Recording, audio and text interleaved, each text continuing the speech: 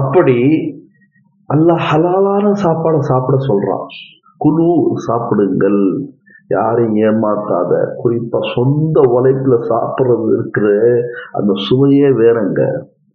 நல்ல ஹலாலான உணவுல நோன்பு வச்சுட்டு அந்த ஹலாலான உணவுல நோன்பு திறக்கும் போது இருக்கக்கூடிய ஒரு சுவை இருக்கு பாத்தியா, இந்த உலகத்துல அந்த சுவைக்கு ஈடான சுவையே எதுவும் இல்லைங்க. அல்லாஹ் சொல்றா, பிமா அஸ்லஃப்தும் ஃபில் ஐயாமின் ஹாலியா, நீங்கள் ஃபில் ஐயாமின் ஹாலியா, ஏற்கனவே வாழ்ந்த காலங்களில், பிமா அஸ்லஃப்தும், எதையெல்லாம் நற்காரியங்களாக செஞ்சீர்களோ அதற்கு பகரமாக சொர்க்கத்தை நல்லா சாப்பிடுங்க, நல்லா பருகுங்க. ஏன்னா அங்க மதுவும் ஹலால் ஆயிரும். எங்க? சொர்க்கத்துல. சொர்க்கத்துல ஹலாலா இருக்கிறதுனாலதான் இங்க செய்யாதீங்க என்ற ஒரு விஷயத்தையும் அல்லாஹ் தஆலா வலியுறுத்துறான். அதற்கு மேல நிறைய விரிவுரை இருக்குது.